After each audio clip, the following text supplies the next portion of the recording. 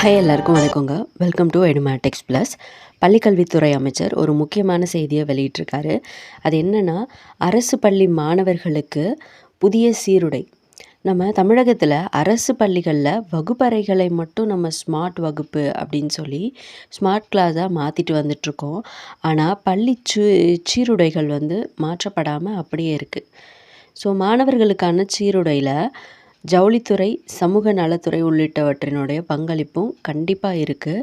So விரைவிலேயே இதற்கான அறிவிப்பு வெளிவரும் அப்படின்னு சொல்லி நம்ம பள்ளிக்கல்வித்துறை அமைச்சரான திரு ராஜ்மோகன் அவர்கள் தெரிவிச்சிருக்காரு.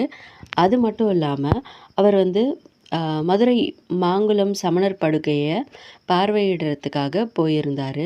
திடீர்னு அந்த பாறை படுக்கையில் படுத்து ஆய்வு செய்த சம்பவம் இப்போது சமூக வலைதளங்களில் பார்த்திங்கன்னா ரொம்ப பரவலாக பேசப்பட்டு வருது. அதை பற்றின முழு விவரங்களை இந்த வீடியோவில் நான் உங்களுக்கு சொல்கிறேன். பள்ளிக்கல்வி மற்றும் தொல்லியல் துறைக்கு அமைச்சர் திரு ராஜ்மோகன் அவர்கள் மதுரைக்கு மாங்குளத்தில் உள்ள சங்ககால பிராமி கல்வெட்டுகள் மற்றும் சமணர் படுகைகளை ஆய்வு செஞ்சார்.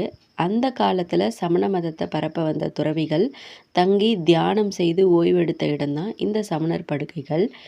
இதை பற்றி கேட்டறிந்த அமைச்சர் தானும் அந்த பாறை படுக்கையில் கால் நீட்டி படுத்து பார்த்து ஆய்வு மேற்கொண்டார்.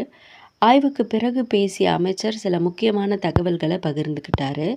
ஃபஸ்ட்டு விஷயம், சுற்றுலாத்தலம். மதுரை மாங்குளம் சமணர் படுகைகளை உலகத்தரம் வாய்ந்த சுற்றுலாத்தலமாக மாற்றுறதுக்கு தேவையான நடவடிக்கை எடுக்க தொல்லியல் துறை அதிகாரிகளுக்கு அறிவுறுத்தப்பட்டுள்ளது.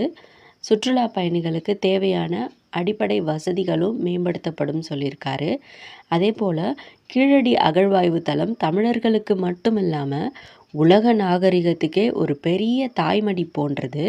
மத்திய அரசோடு இணைந்து கீழடியோடைய பெருமையை உலகறிய செய்வோம் அப்படின்னு சொல்லி அவர் சொல்லியிருக்காரு. வரலாற்று சின்னங்களை பாதுகாக்கிறதுக்கு அரசு எடுக்கிற இந்த முயற்சிகள் பற்றியும் பள்ளி சீருடை மாற்றம் பற்றியும் உங்களுடைய கருத்து என்ன அப்படிங்கிறத மறக்காமல் கமெண்ட்டில் பதிவு பண்ணுங்கள்.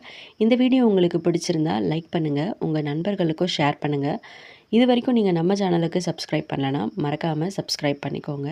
ஸோ அடுத்தடுத்து நம்ம வேலைவாய்ப்பு செய்திகள், பள்ளிக்கல்வித்துறையினுடைய செய்திகள் அப்படின்னு சொல்லி நிறைய நியூஸை பார்க்க போகிறோம். தேங்க்யூ.